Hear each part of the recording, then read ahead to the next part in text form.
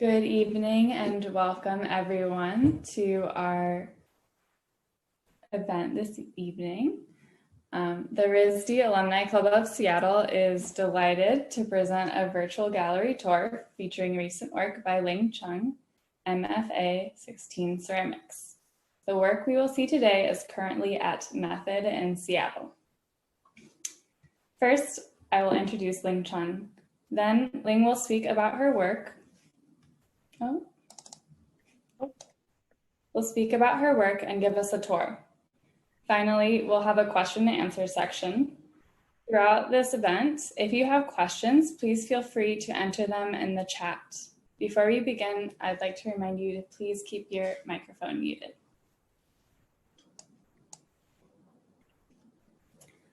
Ling Chun was born in Hong Kong, a society built upon a hybrid system of Western and Eastern.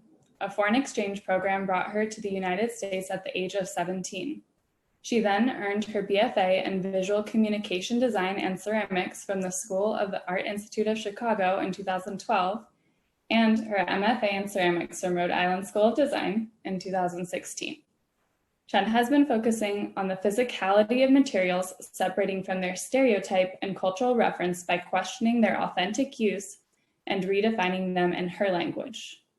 Chun has been an artist in residence at Seward Park Clay Studio in Seattle, Washington, a summer artist resident at Architopia in Puebla, Mexico, and Creta, Rome, Italy. She is also a long-term resident of Archie Bray Foundation, Helena, Montana. She is now a current long-term resident, 2018 to 2020, of Pottery Northwest in Seattle, Washington, where she continues her studio practice.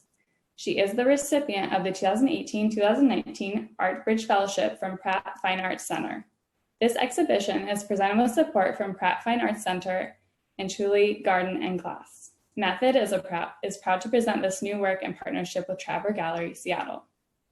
And again, a friendly reminder before we begin, I'd like to remind you to please keep your microphone muted. I'm now hand it over to Ling. Thank you. Hi, everyone. Thank you for joining this virtual tours. And I'm very happy to be here and able to show, we're all in a pandemic situations. And as an artist, we just got to do what we got to do. And so I'm very happy that I was able to present my solo exhibitions at Method Gallery. And the solo exhibition name is called Apostrophe S. And it shows about belongings. And so what I'm going to do over here, I'm going to share you guys some slides. So you guys got a little bit of introductory before I walk you guys through the solo exhibition. You guys not hearing me? I hear someone was saying on the comment. If you guys can hear me, could you guys give me a reaction of thumbs up? Yeah, thumbs up, okay. And no, can't hear? Okay, let's see. What Can you hear me? Is it one way? I can hear you. I think it may be, maybe we can continue and I'll work with Atulia on audio. Okay, and I can see, all right. Okay, so, yep, hopefully you guys all hear me. I know some of you guys might not able to hear me, but it is all recorded in the cloud. So I'll try to be more expressive with my body language so you guys were able to see more what we're about to show you guys. So I'm gonna share my screen really quickly over here. So again, welcome everyone to the virtual tours, and I'm going to show you guys a few slides and about the solo exhibition Apostrophe S. But first of all, I do wanted to say that this shows will not be happen, but so I'm really thankful for all this organization to helping bring the solo exhibitions happens, which was the Pratt Fine Art Center. Now this whole show happened because I get a grant from Pratt Fine Art Center. It's called the Art Bridge Fellowship Grant. And with that grant, it was sponsored by Chihuly Garden and Glass. And I received a $2,500 of grants to participate in classes at Pratt Fine Arts, including stipends for materials, and Chihuly Garden and Glass collaborating with Method Gallery, that at the end of the fellowship, I will have a solo exhibition. And Traverse Gallery is the gallery that currently represents me. They are also based in Seattle.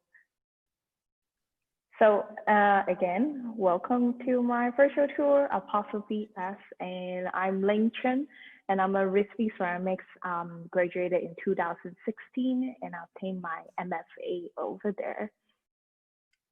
So just a little bit background about this exhibitions. This shows is actually the concept of belongings. So I born and raised in Hong Kong, and I didn't came to the state until probably, wow, it is 13 years ago, by day that I came to the state for a foreign exchange program. So the concept of home, it's become a little bit of unfamiliar. Like, despite the fact that I consider Hong Kong as home, but every time when I go back home, I have this kind of floating space where I feel like it's so familiar, but yet it's unfamiliar, in a sense that like I am stuck at the past of what I think home is. Now, particularly if some of you might follow most of the political things that is happening in Hong Kong, is that there is a lot to change to really say that in the past just years ago. So it really struck me, this whole exhibitions were proposed last year in June 2019. That's when the protest has been beginning uprising in Hong Kong. So data for a years later, a lot of things have been changed, and that kind of questions of what is home become even more stronger. So, and I'll explain a little bit about how those work comes along with. And particularly the questions that I'm always curious is when someone asks me, where are you from? It used to be a very easy answer to explain where am I from. I'm from Hong Kong. But now, since 13 years apart, that where I'm from has become a little bit even more fuzzy or less clear. And despite the fact that I know myself coming from Hong Kong, but the identity of Hong Kong has been changed so dramatically for the last years. So does that place define who I am? Those are the questions that I'm continuous exploring. And in part, this show is really trying to capture those memories I have about Hong Kong and presenting into this space through installation and through art and also use of materials. So again, so this whole show happens because of Average Fellowship. And one of the things I begin to experiment from taking classes at practice is that I taking a monoprint classes if I'm using the grant. And that's the very first time I ever done any printmaking. And I really like the idea of a ghost print. Now for monoprint, what it does is that you first apply paint and ink onto a sheet of usually non-porous surface like glass or acrylic sheet. And then you will go through the press, and the imprints of everything that you have on the piece of non-porous surface will then transfer. And as over time with the same ink going through a different paper, it appeared as ghost effect where it has the memories of the ink, but it's slowly fading away. So that concept of home with the monoprint of ghost print, very much so, I find it extremely resonate with me. So exploring more of the stroke of understanding how we can complete a movement, and I just making lots of print throughout my last year using this fellowship grant. And in the same time, I'm currently a residence artist at Pottery Northwest. And as a residence artist, we were able to apply for a grant, which annually they give out $10,000 to residents. So it depends on what your proposal is. So for this year, I received $4,000 through the Wally grant. And using the Wally grant, I using that $4,000 to begin to take classes. Now, since I moved to Seattle about a year and a half ago, this beautiful glass city, like, why not try some glass? And the first thing come in mind that I wanted to experiment is actually neon. So this school is called Western Neon School that is actually located in Soto area. And it's a relatively new neon classes that they offer neon classes on the side. They also have a neon business. So I've been taking the classes since last year fall, up to the point when pandemic has stopped everything. And the ideas of using neon, it's also very much so related to how my relationship with my hometown, Hong Kong, where that was one of the things that I'm so vivid and remembers what neon is. The memories of Hong Kong is always the night. It's that the vibrant feeling when I arriving in Hong Kong with plane going down, and the first thing you see is just the city brighten up with lights, including neon, and that feeling is always so welcoming. But sooner the years, as more times I go back home, you see change where neon light becomes replaced by LED light.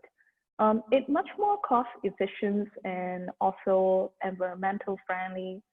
And that's kind of like bringing back to the ideas of how memories are fading and how neon light also has a shelf life that it lasts long, but it will fade away eventually. So there's two titles of the work during this exhibitions I do want to talk about. The first one is The Neon She Remembered. So again, this whole exhibition is based on memories and home and also belonging. And I reference from this very well-known famous Hong Kong photography, Ling Lee, which actually we study visual communication design at School of the Art Institute of Chicago.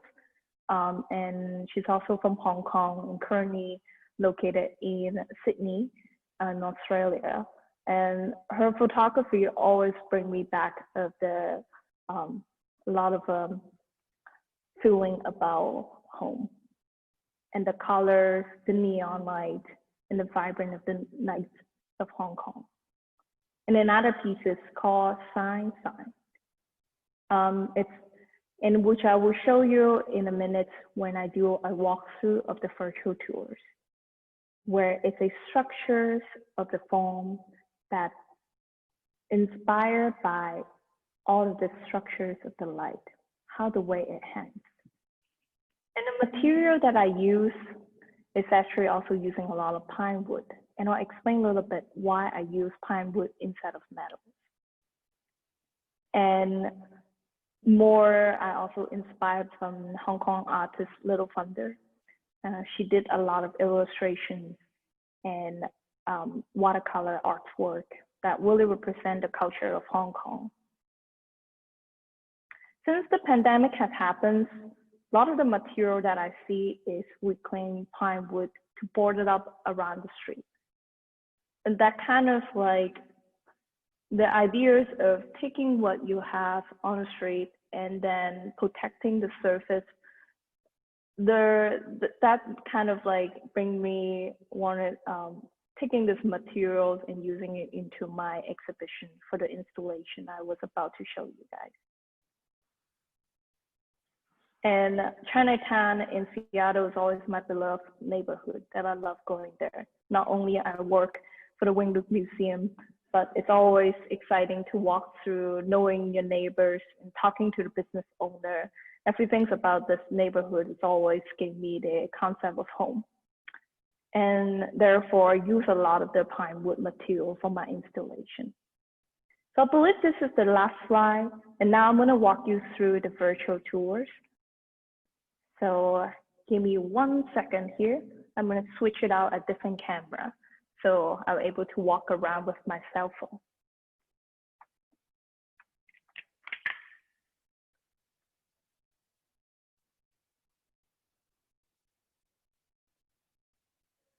And I'm going to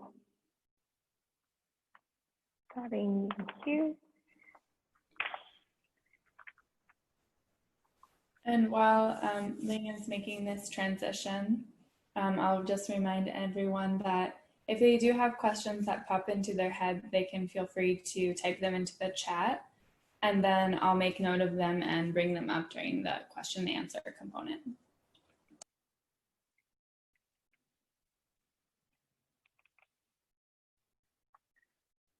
Okay.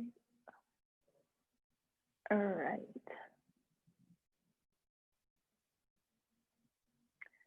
Are you guys all able to see me clearly? All good? Thumbs up? All right. So currently we're at Matlock Galleries. It's actually a very cute gallery. It's alongside there's window.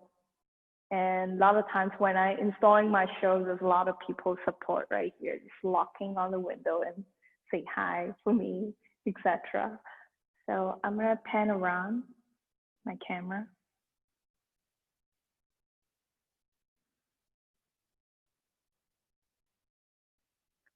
So I'm gonna stay silent for a bit, just have you guys to observe the shows as I pan through the exhibition.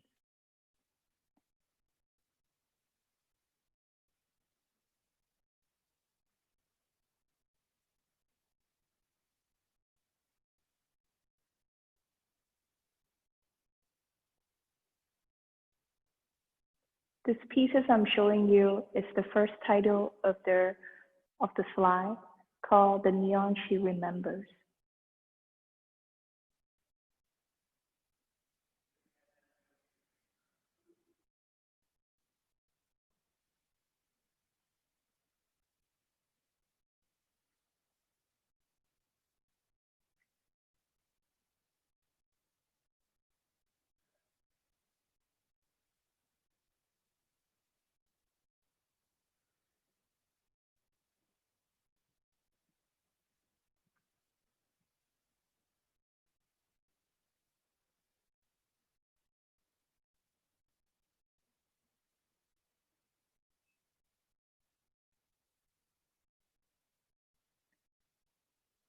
Now this is the second pieces of the title, called Sign, Sign.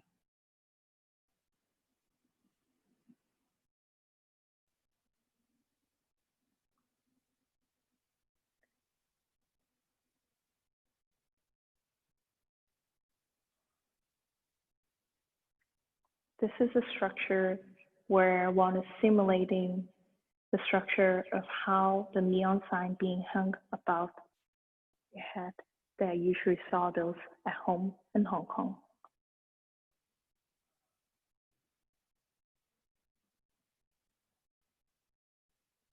And all of this, each little piece of ceramics is actually an indication, a symbol of language. So some of you might know that Hong Kong using traditional Chinese. However, over the times, slowly simplified Chinese have been implemented into education. Despite the fact how much I love traditional Chinese, but it is true that simplified Chinese helps with lowering their illiteracy rates. So all of this little piece is actually a stroke of a character. They've been taken apart and represent in a way that something to be remembered, even though with times they might disappear.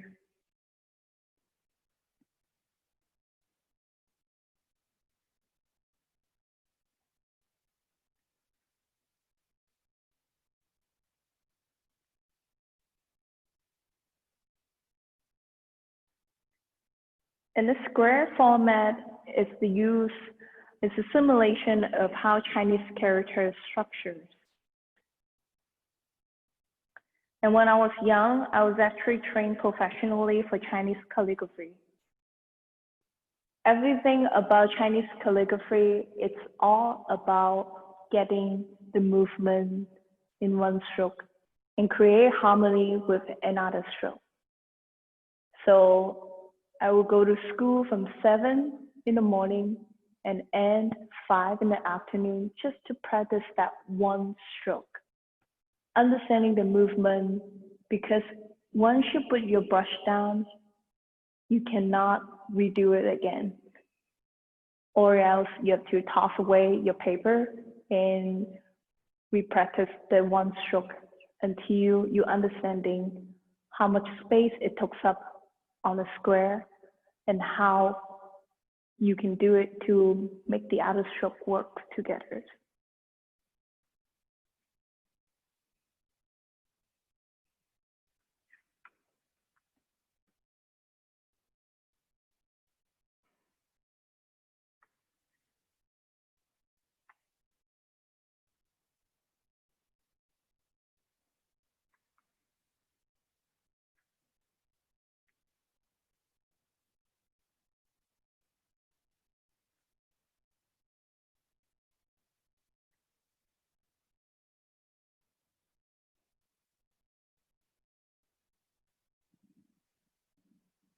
And panning over here, this is more fun material I've been playing around.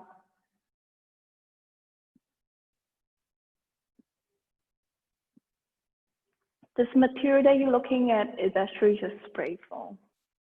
Thought the texture was really fun to create my own iCloud. And over here, you're looking at the lights. I made those lights in last year, 2019, when I began to exploring the concept of things changing as you go. Because I'm really drawn to the ideas where material change as the environment changed. The first thing that comes into my mind is turning up a light in a room. It's always change something in an environment.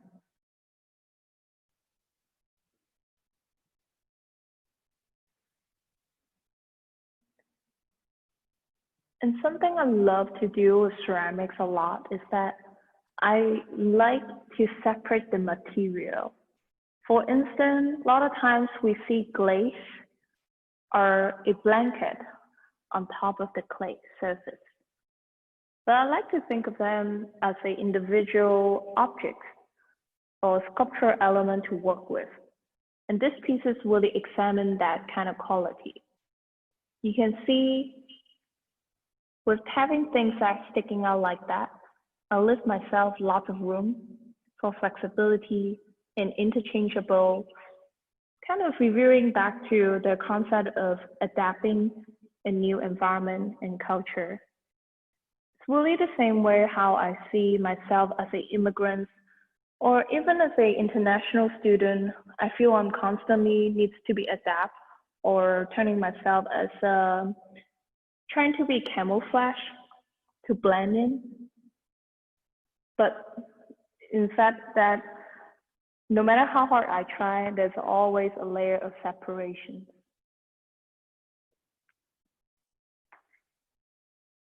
And here is the print that I did at Pratt Fine Arts Center, the Monoprint. In part, I really like how the glowing inks simulating to the neon light in the exhibition space. Panning back to the entrance of the exhibition, I want to show you guys this miniature that Math Art Galleries have built for me. Due to the pandemic, I did not know that the solo exhibition will even have the chance to be displayed by all means. Because at that time, my current studio has been completely shut down at Pottery Northwest, not until 2 weeks before my solo exhibition I have the access to go back to studio. And so a month before the solo exhibitions, Method Gallery has agreed to build me a miniature scale so I can play around with the work. So it's kind of really helped me a lot for visualizing space from just building miniature scale. I think without having this model, I possibly wouldn't build the structures right here. So it really brings up a lot of possibility in terms of installation art for me.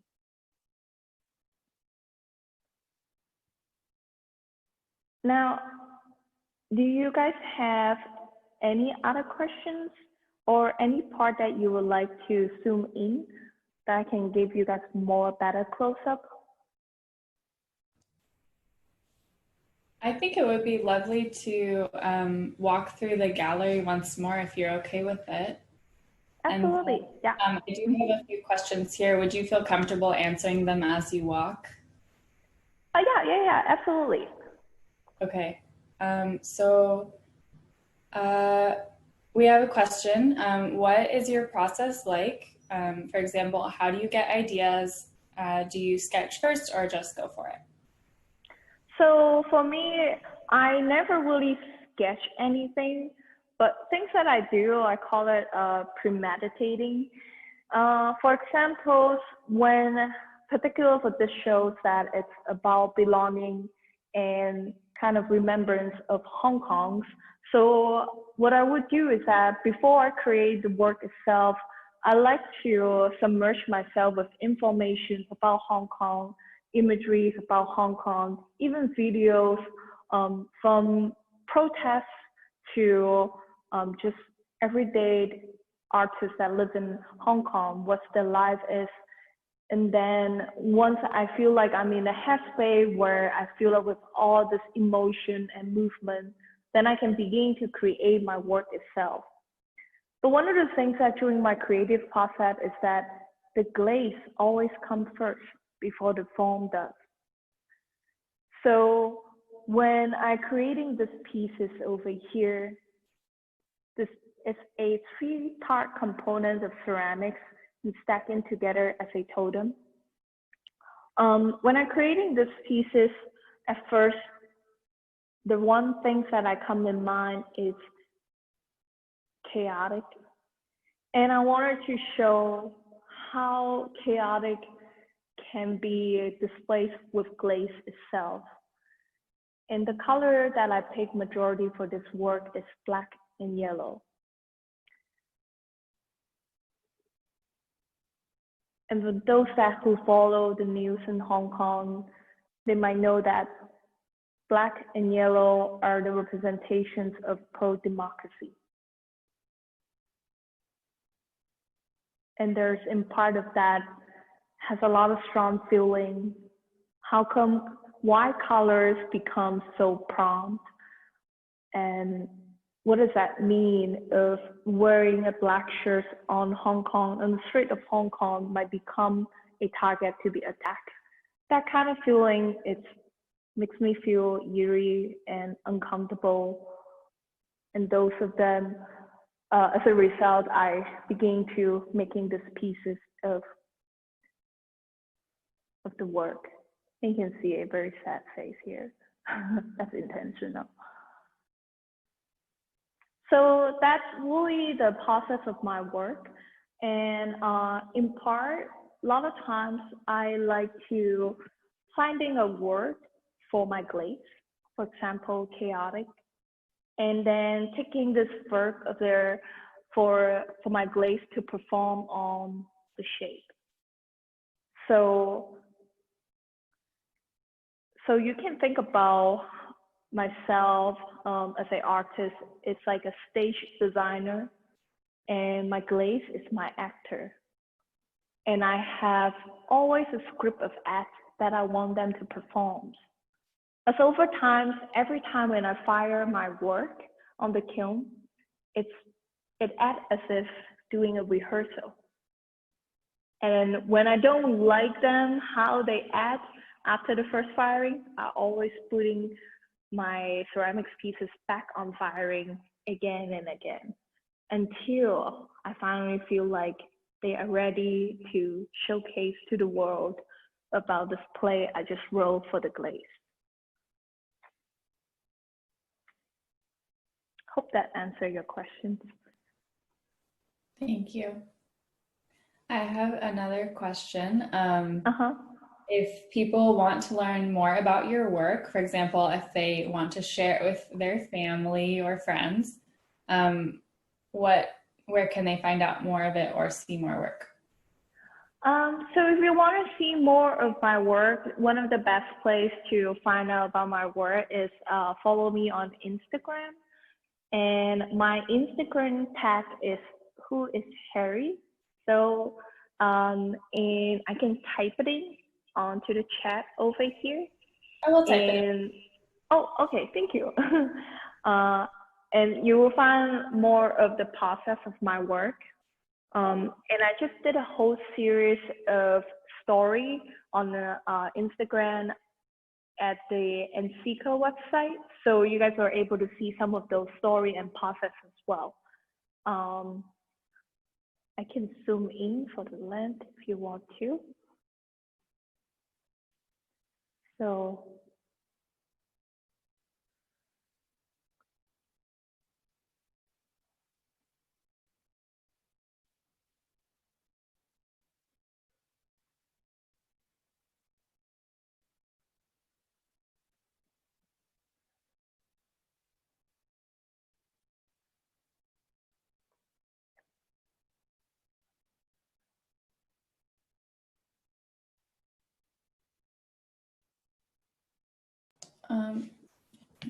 there's a question. Can you talk more about interchangeable parts in your work? How did you come upon this technique? So the interchangeable part of the work is actually coming from being a struggling artist. Now I'll explain a little bit more for that. The reason why I say that is because when I finally got out from grad school, get into residency programs, and I just realized that, you know, making art is not enough. I need to diverse myself to work on something more like design. So the first thing come in mind as a ceramics artist is to make jewelry. So then I started off making earrings. Ironically, I don't even have a ear hole, but I know that is something that would sell potentially. So I will show you in these pieces.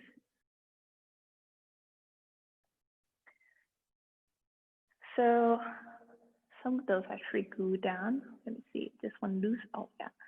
So that's a jewelry stud here.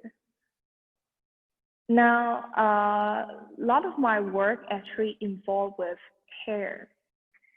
And in the beginning of my work, I always have lots of hole puncher on the surface.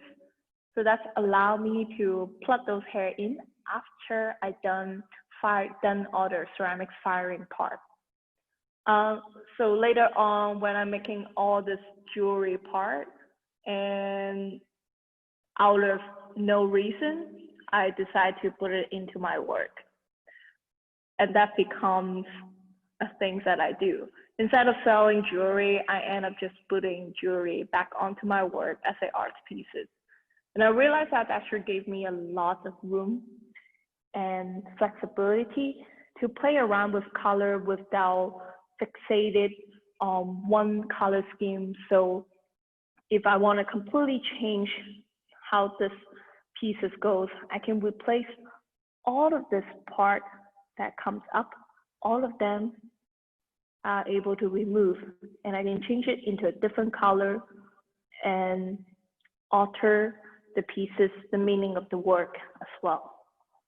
So that's what and so as to answer your question, it's all come with being a starving artist and trying to make things work, from trying to make jewelry line, but then end up back into my artwork. So Thank you. We have a question. Can you please tell us more about the balance between fun and happiness, and then the heavy meaning topics? So to me, they actually, happiness and sadness, I see them are just a hairline difference. They can tip over one to another very quickly. When I first came into the state, a lot of times, I encounter a lot of the culture shock. When it comes with happiness, it's difficult for me to understanding, how do I put this together? I use comedy and humor to dissolve my sadness in a sense. And one of the things that to me is that every laugh always comes from a very sad story behind. And so that's kind of my philosophy to seeing is that there is happiness in my work, but deep down there's also more deeper meaning to seeing through. But that's the part that it's not something I wanted to show people. But if they wanted to talk more with me about it, they will see that part also through my work in a sense. But yeah, so I use happiness, humor, and colorful to invite people to the space to have those conversations with me. And almost like, and that's also explained my love of comedy shows. A lot of times they are brutal, there are extremely sad story, but with comedy, they were able to retell those stories. And a lot of times we hear people, when you retell a story in a humor way, not only that story no longer belongs to your traumas, but actually it becomes part of your story, that you're able to own it and retell them in the way that you can control. So that's how I see it. It's very complicated philosophy I'm going through in here.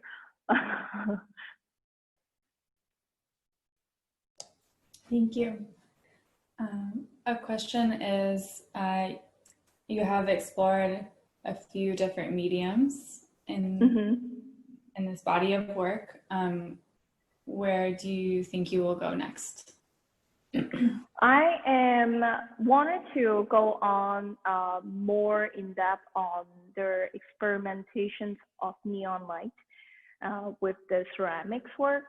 To me, I would never leave ceramics because ceramics is such a loyal material. It just feels great to work with ceramics as a medium. And but that's what I wanted to go with, is that I want to work with ceramics, this very permanent materials, and work with something else that will change over time.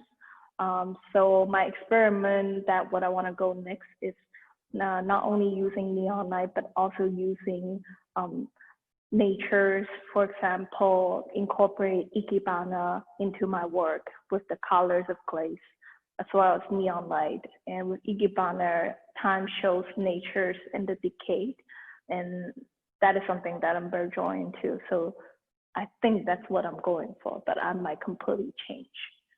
I don't know. Well, I'm sure we're all very excited to see where you do go next. Yeah. It has been really a wonderful event and a wonderful way to see your work. And I feel like I'm there in the gallery with you, and it's so great to hear more about your work.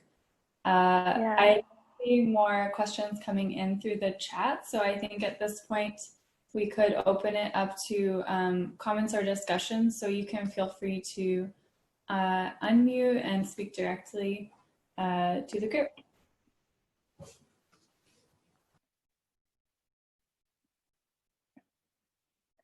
Yeah, don't be shy. Yeah, so to be clear, Talk to me. Yeah, feel free to speak directly. But it's a recording though, but you can talk to me.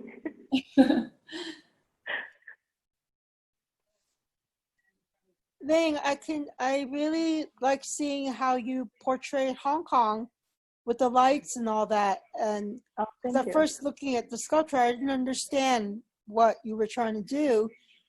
But then when I traveled there back in the 90s, as I'm landing, Hong Kong has like more building lights than New York City. And it's just fascinating. And you capture kind of the chaos and the orderliness at the same time. It's interesting. In the first two, the one behind you with the black balls and stuff, in the first two balls, I see a kind of like a person, and the arms are kind of coming together in the second ball. And I think that's really neat. Good job. Thank you so much. Thank you. Yeah, and in part that later on kind of like discover when I'm making the shape, it almost looks like a little mini statue that you will use for Monopoly, for stamping for a map. And I just kind of thought like, that is very interesting because everything in politics that I learned is like a game, a chess game. So that's how I seeing it. And I guess that kind of feeling or imagery, a lot of times that one thing about art is so great is that like it helps you to discover yourself in a way that is unimaginable, that you realize that things that you use as a material, you might not have an answer right away, but later on you discover, oh, because I was reading so much news about this, and that kind of imagery, that colors come to my mind as intuitively speaking. So so I'm very happy you saw that as a person.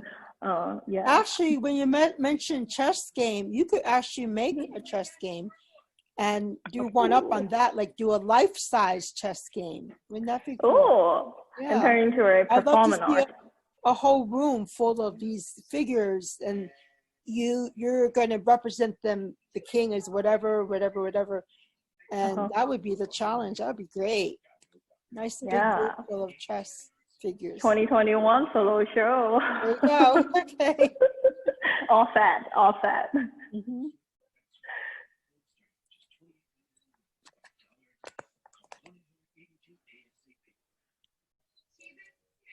So would the neon lighting, would that be, will we see that again in future work? Yep, absolutely. Okay. Yeah, I'm intent to work more on the neon light, despite the fact that LED light are so much easy to work with, but the neon light is just so beautiful. Like in part that when I'm doing neon light, I feel like I'm preserving a dying culture in a sense, which something that I've been wanted to do. Same things with the memories of Hong Kong that I remember. So the neon light, it's just like, it's compared with LED light, it's just, there that spark, the luxurious of this neon light is something, it's irreplaceable. It's the same way how I feel with traditional Chinese. They're all beautifully balanced. They are art form. But the truth is, simplified Chinese are much more easy to learn. Same way with LED light. It's much more energy efficient.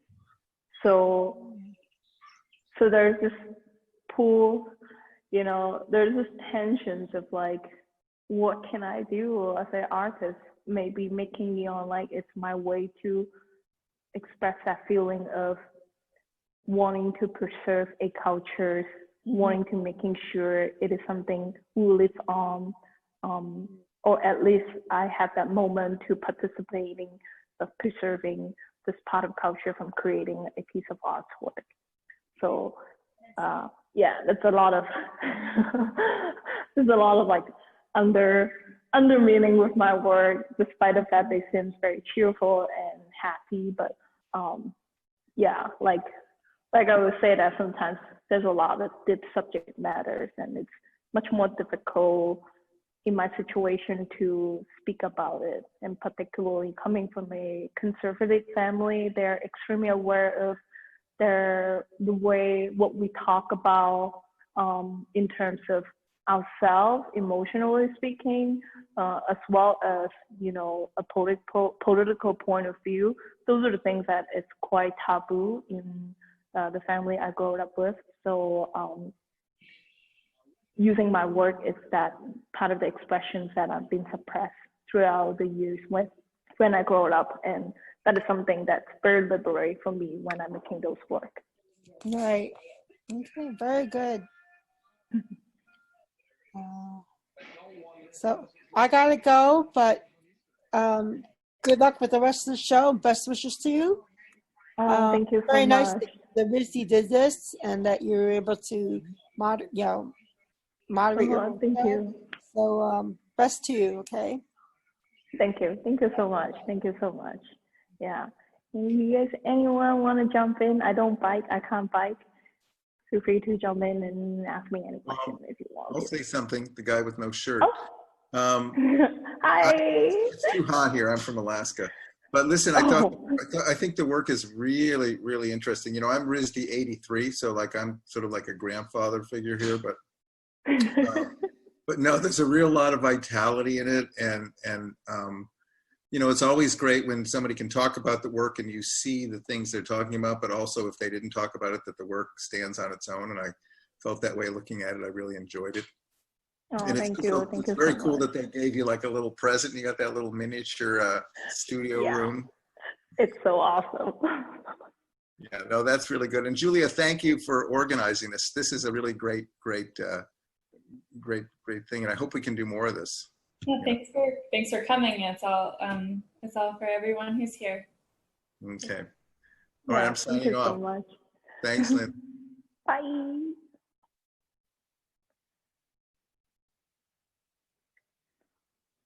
Okay, we're trying not to bump into my work. Yeah, don't knock it over. I have a question. Bill, how did you get from being kind of like in a conservative family to doing ceramics? I feel like maybe sometimes those are stereotyped as being in opposition, and being able to like overcome the fear of just creating scaled work that just is about you, right? Like, or not like just about you, but like is an expression of you, and being able to like find a freedom in that sense. Yeah, it's like, to me, I guess for a lot of immigrants, they feel the same way, particularly the first generation immigrants, that despite the fact that I think that I'm in a much more liberal country where I can say what I say and do what I do, but that kind of like the baggage that where I grew up from, it still lives with me. And so like a lot of times, even though I know there isn't much of a, how do I say this,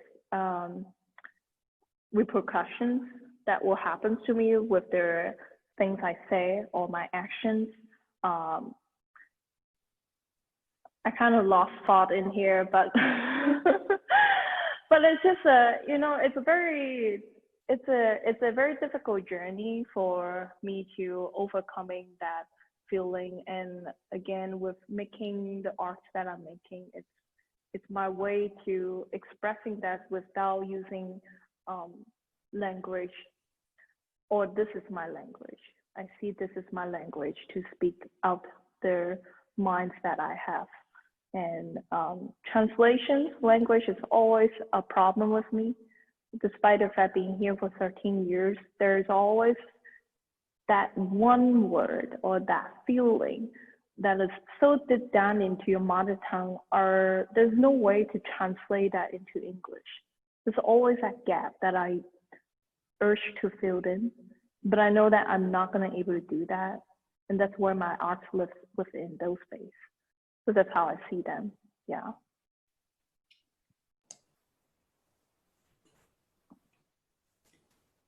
Did I answer that question? I think I did. I kind of just see myself on my phone, so I was like just looking at myself talking. Yeah. It's so odd and strange. Pandemic. Sorry. This is Julia. So first of all, like, thank you so much for doing this. This wouldn't, like, none of this would be possible without you being so helpful and being so talented as well. Can you tell me about like your process for preparing for the gallery show given the current situation and how you thought about preparing? At first, the miniature scale was something that is extremely helpful, that I can minimizing my time being in the gallery. And actually, Math Gallery are extremely conscious about the pandemic situations. So even me entering the building, they have sanitizer and everything, so I feel very safe to install my work in the space. I built these pieces. I built this big giant pieces. Well, it's considered pretty big for me. I never make anything that is this size of the scale. I built that in my studio at Pottery Northwest. And Pottery Northwest also doing a procedures where they only allow 3 people at a time into the studio space. And I mostly work outside, so I don't really contact with anyone. But I would say it has been a struggle to just, even figuring out like the very first thing come in my mind is like, is it worth it? Is it worth it to do a show where there's not going to be a lot of people able to walk through the space? But then I just have to come with the ideas that everyone also facing the same problem, and let's figure it out. Let's do our virtual tours. Let's make people that live all the way in the East Coast or across the globe also able to see my work. So those are the things that, would keep me to making the shows happen. So then people around the world can access to this exhibition space without physically being here in Seattle. So that's something quite like a silver lining I can see through the pandemic. And even with people have a disability for have problem or having trouble physically to get into a space, this time of the year with the digital age, and this is a perfect time that allow everyone really accessible into the world, into my world, without the confinement of the world, the physical world. So it's, when I think about that, I feel much better to making the shows happen. Yeah. I'm really glad that it happened. Thank you. Yeah.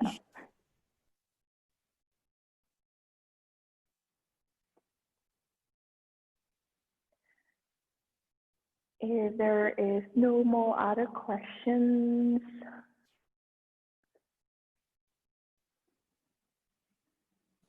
Okay, so if there are any other questions, please let Ling know, and then I will move to a few quick closing statements.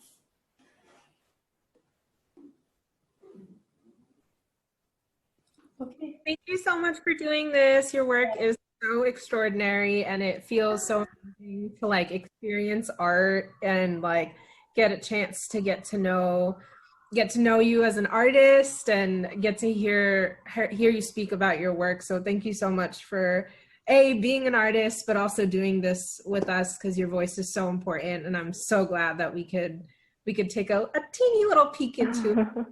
Yeah. So thank you so much for everything you do. Oh, thank you. Well, thank you for giving me a platform to showcase the shows. And if you are in the Seattle area, the gallery open Friday and Saturday, 12 to 5 by appointments only.